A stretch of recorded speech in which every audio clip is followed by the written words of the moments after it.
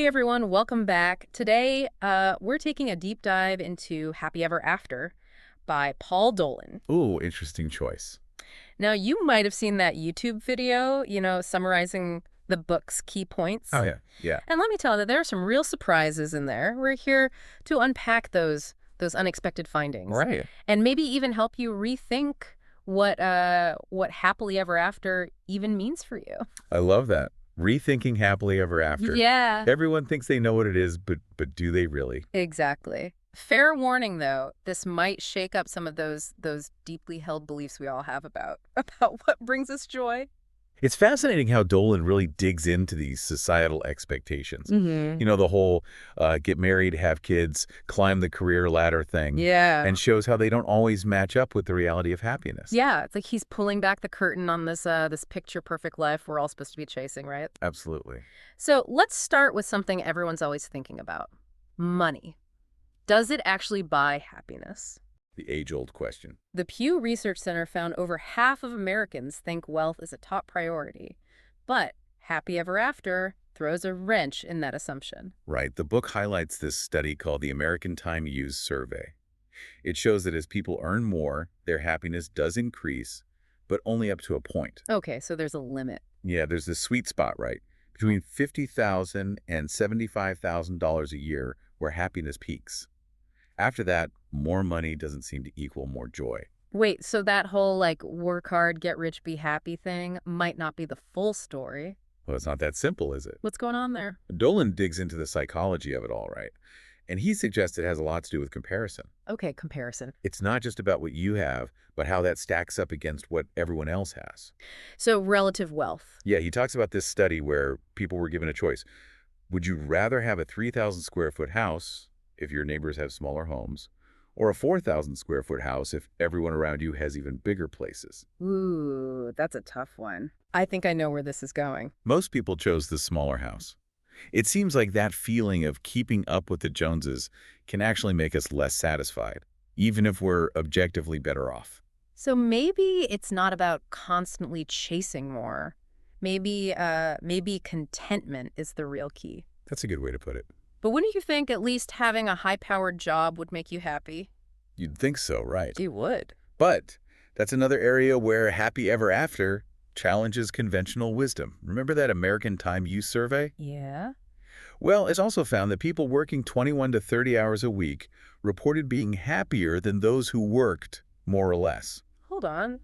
What? So you're telling me working less could actually lead to more happiness? Could it be that all that hustling and grinding is actually making us unhappy? That's wild. So maybe the corner office with the amazing view isn't the magic answer either? But come on, surely love and marriage bring happiness, right? You'd think so, wouldn't you? I mean, that's what all the rom-coms tell us. Right. But Dolan points to some interesting data from a long-term study in Germany. It turns out people are actually happiest right before and right after they get married. Okay. Then over time, those happiness levels kind of even out. And get this, half the people in the study were actually less satisfied with their lives after getting married. Hold on, less satisfied. Less satisfied. But we're constantly bombarded with this message that marriage is the key to happiness. It really makes you think, doesn't it? It's like we're all supposed to perform this idea of marital bliss, even if it's not the reality. So it's almost like a societal pressure to be happy. Exactly. It highlights how societal pressure can influence not only our choices, but also how we perceive our own happiness. I'm starting to see a pattern here. It's like everything we're told should make us happy. It might not be as simple as it seems. Okay, ready to tackle a potentially sensitive topic. Sure, let's go for it. Let's talk about infidelity. All right, let's dive in. Happy Ever After doesn't shy away from this at all. It straight up says that 1 in 3 men and women admit to being unfaithful, even though they believe it's wrong. That's a lot of people going against their own moral compass. It really is. And it makes you wonder, why is this happening so often? Is it just like human nature? Or is something else going on? Well, Dolan suggests it's a lot more complicated than simply pointing fingers. He talks about how monogamy isn't actually the norm in the animal kingdom. Right. And then there's the prevalence of sexless marriages. He cites that Google searches for sexless marriage are 8 times more common than searches for loveless marriage. Wow, really? It's clear that many couples are struggling in this area, and perhaps that's contributing to infidelity. So it's not necessarily about a lack of love, but maybe a disconnect in how we're approaching relationships. Exactly. And instead of just labeling infidelity as bad, Dolan explores some alternative relationship models like open relationships. Oh! Research from the University of Michigan found that people in open relationships actually reported higher levels of trust, intimacy, and satisfaction compared to those in monogamous relationships. Wow, that's not what I was expecting. It sounds like maybe there isn't a one-size-fits-all approach to relationships, Right. and what works for one couple might not work for another. Absolutely. Ah, And it's important to have open and honest communication within relationships to figure out what works best for both partners. all right, we've covered money, careers, marriage, and even infidelity. Are you ready to tackle another potentially controversial topic? Hit me with it. Parenthood. Okay, let's do it. What does happy ever after have to say about this one? Well, it starts by pointing out the often overlooked costs of having children, both financial and environmental. Oh, okay. A UK study found that raising a child to age 20 can cost over $250,000. That's a lot of money. And that's not even including college. Wow. And what about the environmental impact? Yeah. That's even more staggering. A study from Oregon State University concluded that having one fewer child reduces your carbon footprint by a whopping 9,441 tons. 9,000 tons. That's compared to just 486 tons saved by an adult who's like super eco-conscious. So even if you're doing everything right as an individual to be environmentally friendly, the impact is still much less than not having a child. It's a huge difference. Those numbers are really eye-opening. It's making me reconsider that whole go forth and multiply thing. I know, right? But even beyond the financial and environmental costs, I'm curious about the mental and emotional toll parenthood can take. Yeah. Dolan doesn't shy away from that either. Okay. He highlights a study by Daniel Kahneman where women ranked childcare as 12 out of 16 enjoyable activities. Ouch. That's pretty low on the enjoyment scale. Right. And it gets worse. A UK mental health charity found that 20% of new mothers experience serious mental health issues. That's a significant number. Plus, there's a Norwegian study showing that having a child can actually trigger self-esteem struggles that last up to 3 years. So it's not just the sleep deprivation and the stress of caring for a newborn. It's more than that. It's a real impact on their sense of self. It seems like the picture-perfect, blissful parent narrative we're often sold doesn't always match reality. Exactly. And I think it's important to have these conversations and acknowledge the potential downsides of parenthood. I agree. It's not about discouraging people from having kids. It's about making sure they're going into it with eyes wide open. With realistic expectations. Choosing not to have children is just as valid as choosing to become a parent. We need to break free from that societal pressure to conform to a single path. Well said. Okay, we've talked about money, careers, marriage, and even parenthood. Are you sensing a theme here? I am, actually. It seems like a lot of these things we're told should make us happy might actually be adding to our stress and dissatisfaction. Yeah, it's almost like we're on this treadmill of expectations, constantly chasing after these societal ideals without stopping to ask ourselves if they actually align with what we truly want. It's like we're so busy striving for happily ever after that we forget to actually live in the present moment and appreciate what we have. That's a great point. Speaking of societal pressure, let's talk about another area where it can really mess with our happiness. Our obsession with health. Just think about modern fitness culture and the pressure to look a certain way. Have you ever felt pressures to pursue health for the wrong reasons? Oh, absolutely. It's everywhere you look, social media, magazines, even just walking down the street. And Dolan makes a really interesting point about how weight stigma actually impacts happiness more than actual weight. Oh, wow. So it's not the weight itself, but how people perceive you because of it. Right. He talks about how anorexic patients often face barriers to treatment because of these arbitrary weight requirements. That's heartbreaking. It's like their suffering isn't considered real until they hit a certain number on the scale. It really highlights how much emphasis we place on external appearance, Right. often at the expense of mental and emotional well-being. And it's not just about weight. It's about this pressure to constantly optimize ourselves, whether it's through like restrictive diets or grueling workouts or even cosmetic procedures. It never ends. It's like we're never good enough. Right. And Dolan is really challenging us to think about what healthy really means. Okay, so how do we redefine that? Is it about fitting into a certain size, or is it about feeling good in your own skin, both physically and mentally? So instead of chasing this elusive ideal of perfect health, maybe we should focus on finding a balance that works for us as individuals. Exactly. It's about prioritizing overall well-being, not just chasing after some external standard. All right, we've covered a lot of ground here. Money, careers, relationships, parenthood. And now there's one more thought-provoking concept from Happy Ever After that I want to dive into. Okay, I'm ready. Free will. Do we really have as much control over our lives as we like to believe? That's a great question, and one that Dolan explores in depth. He suggests that our experiences, especially during childhood, can have a profound impact on our choices and outcomes. That makes sense. He cites some pretty compelling statistics to back this up. For example, did you know that for every 1% increase in family income, a child's likelihood of attending college increases by 0.7%? Wow, I didn't know that. And then there's the statistic about juvenile offenders. 9 out of 10 of them have experienced some form of serious trauma in childhood. That's a sobering thought. It's heavy stuff, but it really makes you think about how much our past experiences shape who we are and what we're able to achieve. It's not about saying our destinies are predetermined, Right. but about recognizing that everyone starts from a different place.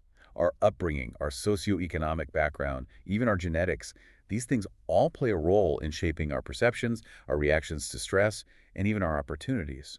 It's a reminder to be a little kinder, a little more understanding when it comes to judging others, Yeah. because their happily ever after might look very different from ours, and that's okay. Exactly. It's about embracing the diversity of human experience and recognizing that there's no single path to happiness. What works for one person might not work for another, and that's perfectly fine. It's interesting how we often talk about free will as if it's this absolute thing, Yeah.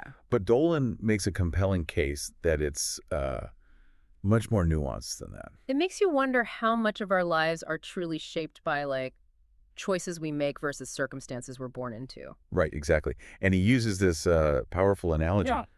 of a plant.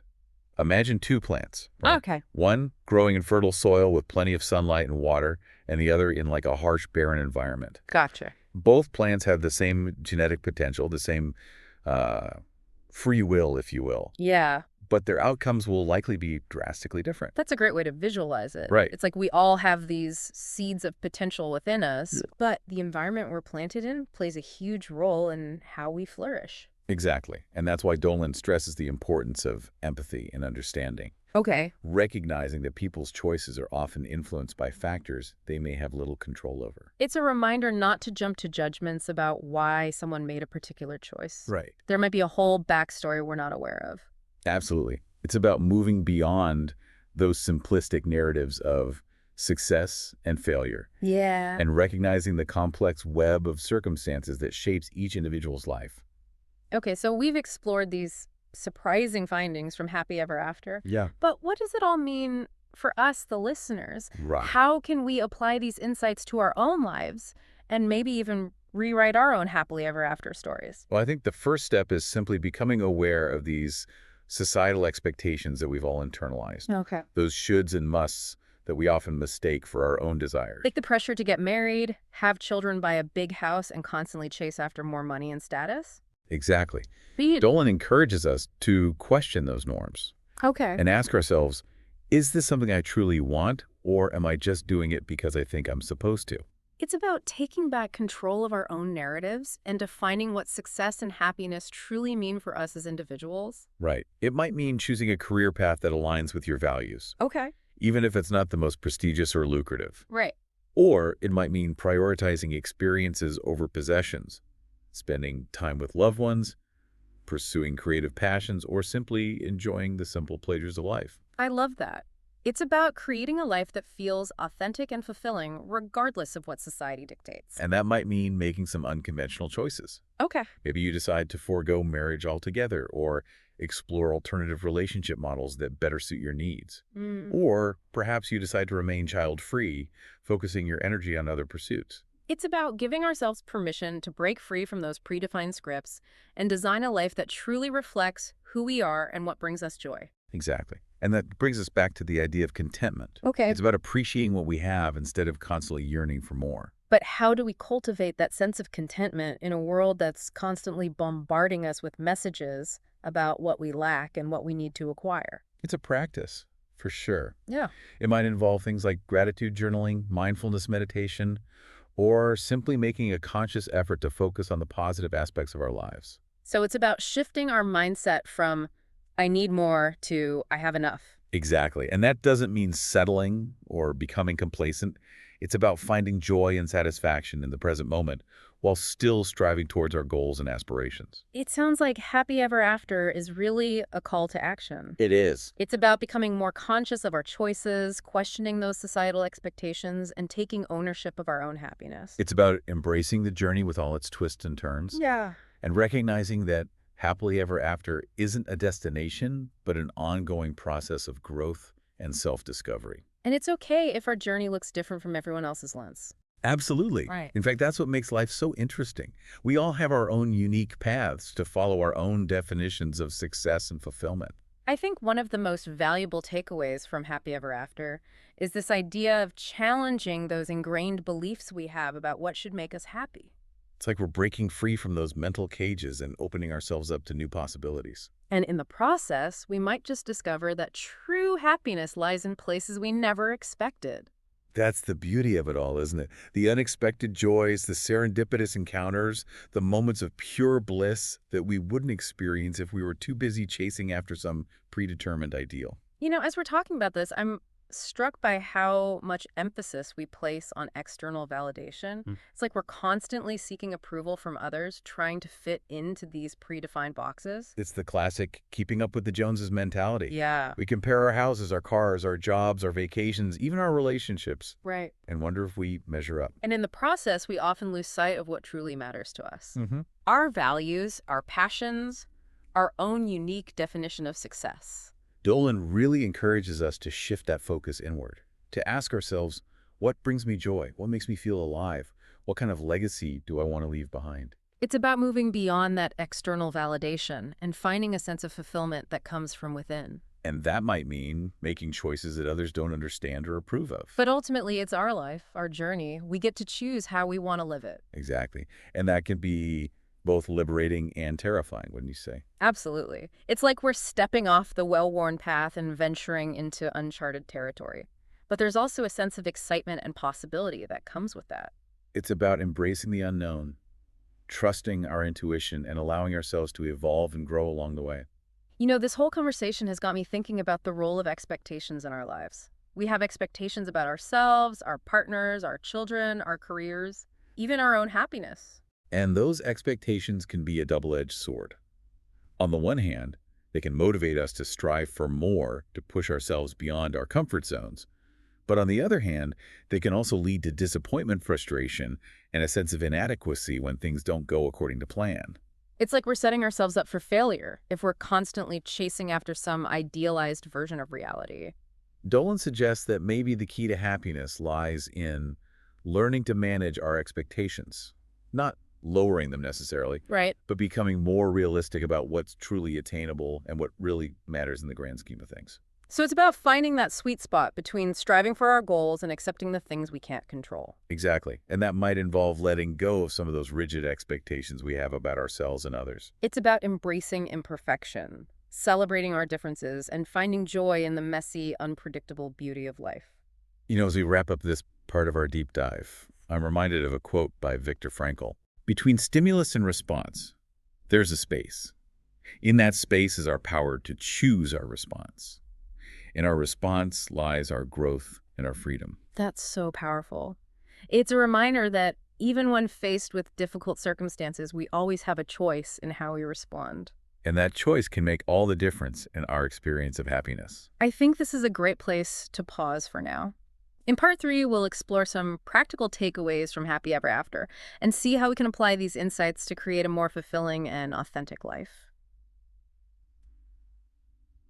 All right, we're back for the final part of our deep dive into Happy Ever After. We've covered a lot of ground, We have. from money and success to relationships and parenthood, and even touched on the complexities of free will. Yeah, it's been quite a journey. We've challenged those societal norms that we often mistake for our own desires. Right. And we've explored the idea of creating a life that is truly authentic and fulfilling. But now let's get practical. What are some tangible takeaways from Happy Ever After that we can actually apply to our own lives? What can we do? What can we do today to start, shifting our mindset and creating a more joyful and meaningful existence? Well, I think one of the most important things we can do is to start paying attention to what actually makes us happy. Not Not what we think should make us happy, Right. or what society tells us should make us happy, but what genuinely brings us a sense of joy and fulfillment. Okay, that makes sense. But how do we actually figure that out? Yeah. It's like we're so bombarded with messages from the outside world telling us what we should want that it's hard to even hear our own inner voice. Absolutely. It takes practice, for sure. One thing Dolan suggests is to keep a happiness journal. Each day, take a few minutes to reflect on what brought you joy, Okay. what made you smile, what made you feel grateful. So it's about actively noticing those little moments of happiness that we often take for granted. Exactly. It could be something as simple as like savoring a cup of coffee in the morning, Right. enjoying a beautiful sunset, having a meaningful conversation with a loved one, or simply feeling the warmth of the sun on your skin. I love that. It's about training ourselves to appreciate those everyday moments of joy. But what about those bigger life choices, like our careers, our relationships, our living situations? How do we know if we're on the right path? Dolan talks about the importance of aligning our choices with our values. What are the things that are most important to you in life? Is it family, creativity, adventure, security, making a difference in the world? Okay, so once we have a clear understanding of our values, how do we actually translate that into action? Start by asking yourself, do my current choices reflect my values? If not, what changes can you make to bring your life more into alignment with what truly matters to you? That might mean having some tough conversations, setting boundaries, or even making some radical changes. It might, but it's about prioritizing your own well-being and creating a life that feels authentic and meaningful to you. As we're talking about this, I'm reminded of something you said earlier about contentment. It's not about settling or becoming complacent, Right. but about finding joy in what we already have. Exactly, and that can be a real challenge in our consumerist culture, where we're constantly being told we need more, more, more. Yeah. But contentment isn't about having it all. It's about appreciating what we have hmm and focusing on the good. It's about shifting our perspective from scarcity to abundance. Yes, it's about recognizing that we already have so much to be grateful for. So instead of comparing ourselves to others and feeling like we're always coming up short, we Sure. can choose to focus on our own blessings and appreciate the unique beauty of our own lives. Exactly. And that doesn't mean ignoring the challenges or pretending everything is perfect. It's about acknowledging the good alongside the bad and choosing to focus on what we can control. One thing that really struck me about about happy ever after is how much emphasis Dolan places on the power of our mindset. He talks about how our thoughts and beliefs shape our reality. It's like that old saying, whether you think you can or you think you can't, you're right. Exactly. If we believe we're stuck, if we believe we're powerless, if we believe we're not worthy of happiness, then we're likely to create a reality that reflects those beliefs. Right, but the good news is that we can choose to change our thoughts and beliefs. Yeah. It takes effort and practice, but it's possible. And the more we focus on the positive, the more we cultivate an attitude of gratitude, the more we train our minds to see the good, the happier we're likely to be. Dolan also talks about the importance of letting go of those negative thoughts and beliefs that are holding us back, those self-limiting beliefs that tell us we're not good enough, smart enough, talented enough, or worthy enough. It's about challenging those negative thoughts and replacing them with more empowering beliefs. And that might involve seeking professional help, practicing self-compassion, or surrounding ourselves with positive and supportive people. It's about creating a more loving and nurturing environment for ourselves, both internally and externally. I think it's important to acknowledge that happiness isn't a constant state. We're Mhm. we're all going to experience ups and downs, challenges and setbacks, moments of joy and moments of sorrow. Life is a journey, not a destination. Right. And true happiness lies in embracing the full spectrum of human experience, both the good and the bad. It's about learning to ride the waves, to weather the storms, and to appreciate the beauty in every moment. Well, this has been an incredibly thought-provoking and inspiring deep dive into happy ever after. We've explored so many fascinating ideas, and I hope our listeners have gained some valuable insights that they can apply to their own lives. I hope so too. And remember, this is just a starting point. There's so much more to explore in the book itself, and I encourage everyone to dive in and continue this journey of self-discovery and conscious living. Thank you so much for joining us on this deep dive. And remember, happily ever after isn't a fairy tale, it's a choice. It's a choice we make every single day.